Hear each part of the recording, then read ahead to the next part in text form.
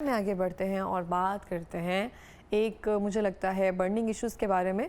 और हम बहुत सारी चीज़ें जो हैं बिलीव कर लेते हैं, हमें लगता है ये चीज़ अगर मार्केट में आ रही है, ये ऑथेंटिक है, ये नहीं है, हम खुद फैसला कर लेते हैं क्योंकि हम ज़राए पर एतमाद नहीं करते हैं। बहुत सारे लोग, बहुत सारी चीज़ें, बहुत सारी न्यूज़, बहुत सारी ऐसी चीज़ें जब हम देखते हैं कि हम सोशल मीडिया के थ्रू देख रहे हैं और सोशल मीडिया के थ्रू या बहुत सारी चीज़ों का हम उसको रिसीव करने की कोशिश करें, उनका मकसद होता है व्यूज़ हासिल करना, उनका मकसद होता है उन व्यूज़ के ज़रिए पैसे कमाना।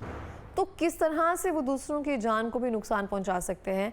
आजकल एक वैक्सीन का बहुत इशू चल रहा है एचपीवी के बारे में कि क्या ये लगवाना दुरुस्त है, क्या ये एक प्रोपेगेंडा है, इससे क्या नुकसानात हो सकते हैं आने वाले दिनों में। बहुत सारी ऐसी चीज़ें हैं जो हमने भी सुनी हैं और हमने भी कहीं ना कहीं वो थॉट जो है अपने जहन में क्लिक करती जा रही है कि ऐसा हुआ था, अब ऐसे होगा, आइंदा ऐसे कुछ हो सकता है। इस बारे में जानेंगे। हमें ज्वाइन किया है समीना अशरफ साहिबा ने। अस्सलाम वालेकुम, कैसी हैं आप? अस्सलाम जी, मैं ठीक हूँ। बहुत शुक्रिया प्रोग्राम में आने के लिए। अल्हम्दुलिल्लाह, आप बहुत अच्छी लग रही है। Thank you so much. आप भी अच्छी लग रही है। थैंक यू जी। समीना जी, मैं आपसे जानना चाहती हूँ कि आप मुझे बताएं कि बेसिकली एचपीवी क्या है और इसकी वैक्सीन लगवाना क्यों ज़रूरी है और वैक्सीन क्या है? अच्छा जी, आज का जो ये मौजू है ना, ये बहुत अहम है और जिस तरह आपने पहले शेयर भी किया कि ये बड़ा बर्निंग टॉपिक है आज का। हाँ। वैक्सीन जो है ना, इसकी एचपीवी एक्चुअली एक वायरस का नाम है जो कि हमला करता है ख़वातीन के ऊपर। ख़वातीन को जब कैंसर की तरफ हम देखें इसका तो कैंसर में जो दूसरे नंबर पर जानलेवा कैंसर है वो सर्वाइकल कैंसर है और उसकी वजह ये एचपीवी वायरस बनता है। अगर दुनिया में थोड़ा सा इसका जायज़ा लें तो हमें पता चलता है कुछ 6.5 लाख लोग जो हैं ना, जो ख़वातीन हैं, उनकी तशख़ीस होती है कि उनमें ये डायग्नोज हो जाता है एचपीवी वायरस की वजह से होने वाला कैंसर, और उनमें से कोई 3.5 लाख ख़वातीन की शरह अमवात है। तो देखा जाए तो ये कोई 50% बनता है। पाकिस्तान के तनाज़ुर में देखें तो 5000 के करीब तशख़ीस हो रही है पाकिस्तान में ख़वातीन के अंदर, यंग ख़वातीन में, यंग माओं में। उनकी उम्र आप 25 से 30, 32, 35 साल तक अगर आप देखें तो उनमें इसको देखा जा रहा है। और जो शरह अमवात है वो 64% है। 3000 कोई 200 के करीब ख़वातीन हैं जो इस कैंसर की वजह से जिनकी अमवात हो रही हैं। सही। तो एचपीवी दुनिया में इस टाइम इसके बारे में अवेयरनेस मौजूद है।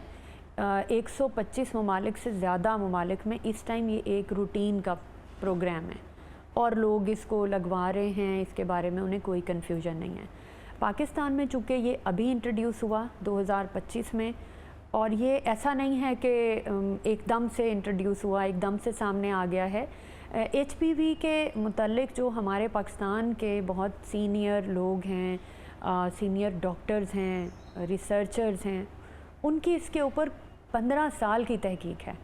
15 साल इसको समझने के बाद, दुनिया में इसका रिज़ल्ट देखने के बाद इसको पाकिस्तान में लाया गया और इस वक्त हुकूमत पाकिस्तान की मदद से, ताउन से, WHO की ताउन से और गावी के सपोर्ट के साथ पाकिस्तान में ये वैक्सीन जो है वो अवेलेबल हुई है, जो कि 9 से 14 साल तक की उम्र की बच्चियों के लिए इस वक्त एक मुहिम के दौरान ये मौजूद है, अवेलेबल है।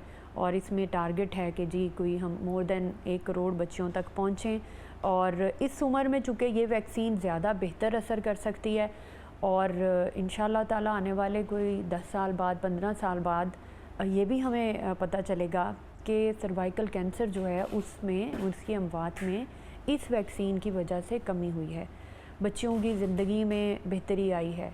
तो मैं समझती हूँ कि ये वैक्सीन नई वैक्सीन नहीं है, एक बहुत पहले से चलने वाली और डेवलप्ड कंट्रीज़ में इस्तेमाल हो रही है, इस टाइम रूटीन में यूज़ हो रही है। सही हो गया। अच्छा, हम कोई भी चीज़ आती है न्यू ना, तो हम उस पर फतवे ये सब चीज़ें चलनी शुरू हो जाती हैं।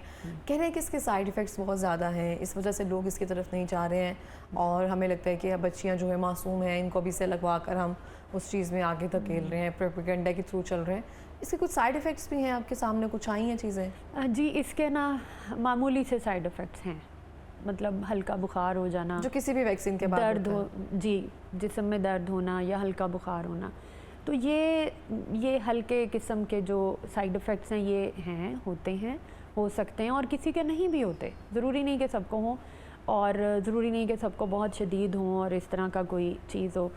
तो मेरा ख़्याल है कि अभी चूँकि हमारा ये पहला एक्सपीरियंस है और लोगों के लिए भी ये पहला मौका है कि वो इस वैक्सीन को देख रहे हैं, लेकिन इससे पीछे भी अगर हम देखें हमारे मुल्क में जब भी कोई वैक्सीन इंट्रोड्यूस हुई या हमने किसी भी लिहाज से अपनी सेहत के लिए एक एफ़र्ट करना शुरू की, तो एकदम से एक्सेप्टेंस नहीं आती, प्रोपेगेंडा होता है।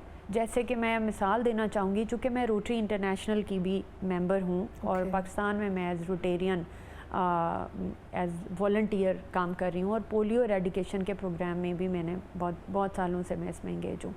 तो 15 साल तो मुझे भी हो गए हैं। हम ये सुनते आए, लोगों ने कहा जी ये पोलियो की जो वैक्सीन है ना, ये फैमिली कंट्रोल करने के लिए, बर्थ लिमिट के लिए, इससे बांझपन आ जाएगा, ये ठीक नहीं है। तो जनाब हमारी आबादी कहीं नहीं रुकी, 25 करोड़ के करीब हम अपने कागज़ों में मौजूद हैं, और अभी उस तमाम तखमीने के बाद भी हम, मुझे लगता है 30 करोड़ को तो पहुंच गए। हमारी आबादी पे कोई असर नहीं पड़ा, हमारी आबादी उसी तरतीब से, उसी तेज़ी से आगे बढ़ती जा रही है। तो यहाँ पर भी यही है कि जी बच्चियाँ ही क्यों टारगेट की जा रही हैं। तो मैं ये कहना चाहूँगी कि जब एक यंग मदर, छोटे बच्चे की माँ है, वो बच्चादानी के कैंसर में का शिकार हो गई है, जब उसकी मौत होती है ना, तो वो सिर्फ़ एक मौत नहीं होती, वो उस घर के मर्द के लिए एक बहुत बड़ा सानहा होती है, उसके शोहर के लिए, उसके बच्चे के लिए बहुत बड़ा सानहा होती है। और इन केसेस में हमारे कई सीनियर प्रोफेसर्स, डॉक्टर्स अपने तजर्बात शेयर करते हैं कि किस तरह उन्होंने यंग लड़कियों को, यंग मदर्स को सर्वाइकल कैंसर का शिकार होते हुए देखा, अपने सामने उनको मरते हुए देखा। फिर उनकी जद्दोजहद और तेज़ हुई कि वो वैक्सीन जो ज़िंदगी बचा सकती है। अब देखें 64% अमवात की वजह HPV वायरस है, ब्रेस्ट कैंसर अलहदा एक। मैं आपसे ब्रेस्ट कैंसर का भी पूछूं, बहुत सारे लोगों का सवाल ये है कि अगर HPV की आ रही है तो ब्रेस्ट कैंसर की क्यों नहीं इस तरह से कोई वैक्सीन निकाली गई? इस पे अभी चूँकि काम जारी है, इसके बारे में भी लोग, ये नहीं है कि वो उसको इग्नोर किया हुआ है, इसके ऊपर भी काम जारी है। इस पे कोई मुहिम, इस पे जब आगाज़ होगा तो इंशाल्लाह ये भी एक बहुत ज़रूरी चीज़ है, जो कि ज़िंदगी बचाने के लिए ये एक मैं समझती हूँ एफ़र्ट है, जो कि पाकिस्तान में मौजूद जो माहिरीन हैं, जो मेडिकल के शोबे से जिनका ताल्लुक़ है, वो इस मामले में भी इन टच हैं। जैसे मैंने अभी शेयर किया कि HPV एकदम से नहीं, HPV वायरस की जो वैक्सीन है वो एकदम से तो नहीं आई, 10 दिन में नहीं आई, 10 महीने में नहीं आई, 10-15 सालों की एफ़र्ट से ये पाकिस्तान में आई है, और ये अच्छी खासी महंगी है, जो कि हुकूमत पाकिस्तान के ताउन से इस टाइम मुफ्त है। तो मुझे लगता है कि एक चीज़ जब मुफ्त हमें मिल रही होती है, तब भी बहुत सारे शकूक व शुबात सामने आ जाते हैं कि शायद पता नहीं क्या है, वहम होने लगता है लोगों को। लेकिन यहाँ मैं समझती हूँ कि बहुत ज़रूरी है कि हम तहकीक करें। हम देखें, दुनिया को अगर ये वैक्सीन कुछ नहीं कह रही, उनको फ़ायदा दे रही है। तो यहाँ पे ये कहा जा रहा है कि जो भी बच्चियाँ वगैरह लगाएंगी, जैसे कि पोलियो के बारे में हमारा ख्याल था, और यहाँ पे भी यही कहा जा रहा है कि बांझपन जो है बच्चियों में पैदा हो सकता है कि अगर ये वैक्सीन जो है वो करवा लेंगी तो। ऐसी कोई बात नहीं है। बिल्कुल उसी तरह जैसे पोलियो के बारे में एक गलत इन्फॉर्मेशन, गलत राय दी गई, एक गलत बात फैलाई गई, उसी तरह इसके बारे में कि ये बांझपन का बायस बन सकती है, बिल्कुल गलत बात है। आइंदा प्रेगनेंसी में कोई इश्यूज हो सकते हैं या वीकनेस, ये बच्चियों को सेफ करेगी, ये उनको महफूज करेगी कि वो अपनी ज़िम्मेदारियाँ, जो शादीशुदा लाइफ की ज़िम्मेदारियाँ हैं, माँ बनने का जो उनका एक ज़िम्मेदारी है, वो उस ज़िम्मेदारी को अच्छे तरीके से, सेहतमंद तरीके से अपनी ज़िंदगी को महफूज रखते हुए वो उस ज़िम्मेदारी को अदा कर सकें। तो अकॉर्डिंग टू द डॉक्टर्स, या मैं समझती हूँ हमें हर तबके के जो माहिरीन होते हैं, हमें उनकी बात पर ट्रस्ट करना चाहिए, और हमें ख़ुद भी तहकीक करने का पूरा एक हक़ भी हासिल है। और हमें ये, मैं सजेस्ट करती हूँ हमेशा, हमें चाहिए कि हम तहकीक करें। अगर एक चीज़ दुनिया के 125 ममालिक में फ़ायदा दे रही है, वही चीज़ हमें नुकसान नहीं दे सकती। अच्छा, अगर पोलियो की बात करते हैं, इस टाइम दुनिया पोलियो फ्री हो गया, सिर्फ अफ़गानिस्तान और पाकिस्तान ही पोलियो फ्री नहीं है। दुनिया में आबादी मैनेजमेंट के कंट्रोल के डिफरेंट तरीके आ गए, लोगों ने इसको बड़े अच्छे तरीके से ऑन किया और आबादी का जो बहाव था ना उसको अपने वसाइल के मुताबिक मैनेज किया। पाकिस्तान में पोलियो वैक्सीनेशन होने के बावजूद हमारी आबादी कंट्रोल तो नहीं हुई। अगर हमें ये अफवाह सच होती तो फिर हम अपनी बढ़ती हुई आबादी की वजह से इतने परेशान ना होते।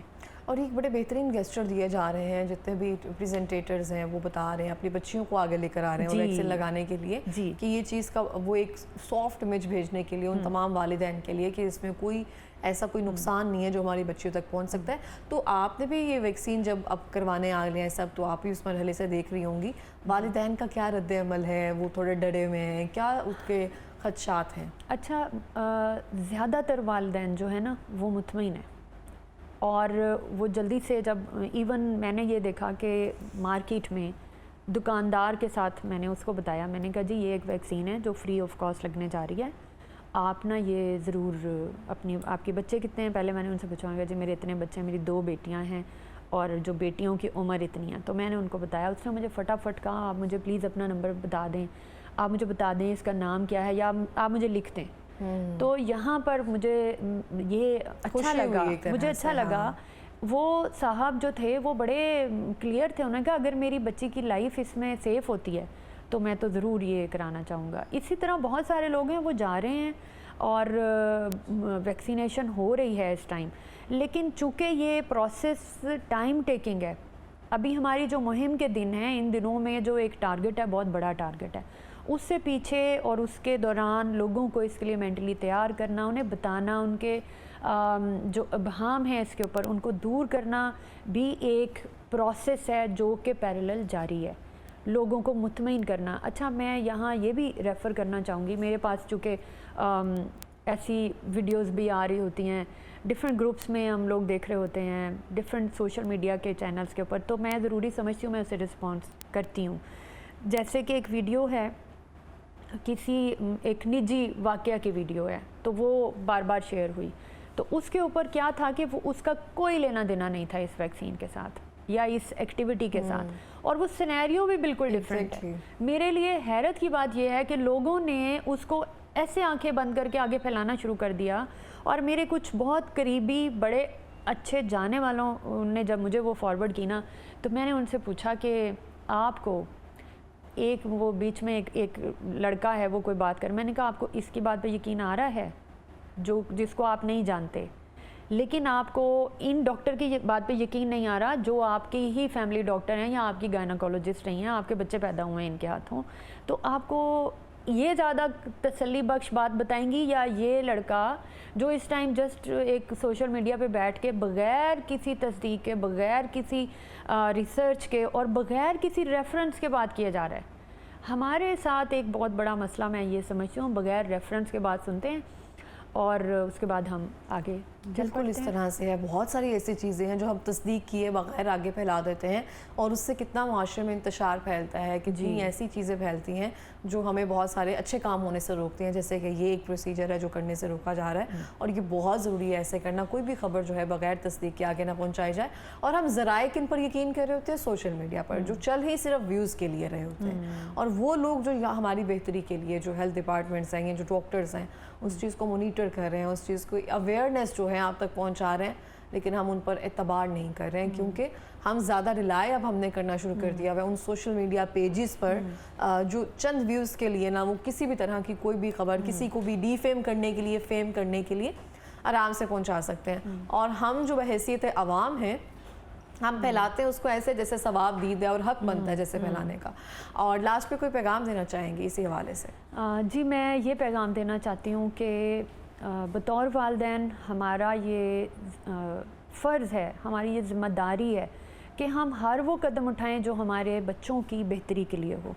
जब बात आती है बच्चियों की सेहत की, तो ये याद रखें कि वो एक फ़र्द की सेहत की बात नहीं है, वो एक ख़ानदान की सेहत की बात है। और एक और बात मैं इसमें ऐड करना चाहूँगी कि जो HPV वायरस है, ये सिर्फ लड़कियों पे और औरतों पे हमला नहीं करता, इसका शिकार मर्द हजरात और लड़के भी होते हैं।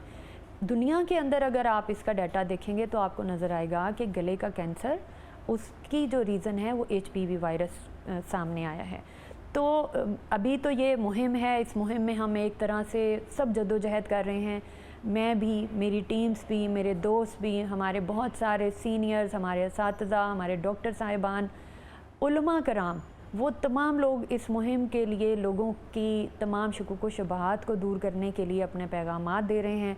तो उसी सिलसिले को जारी रखते हुए मैं अपना पैगाम नोट कराना चाहती हूँ। प्लीज़ ट्रस्ट कीजिए और अपनी बच्चियों की ज़िंदगी को महफूज बनाने के लिए HPV वायरस से तहफ़्फ़ुज़ के लिए वैक्सीनेशन ज़रूर कराइए, 9 से 14 साल तक की उम्र की बच्चियों के लिए। बहुत शुक्रिया। बहुत बहुत शुक्रिया आपका प्रोग्राम में आने के लिए।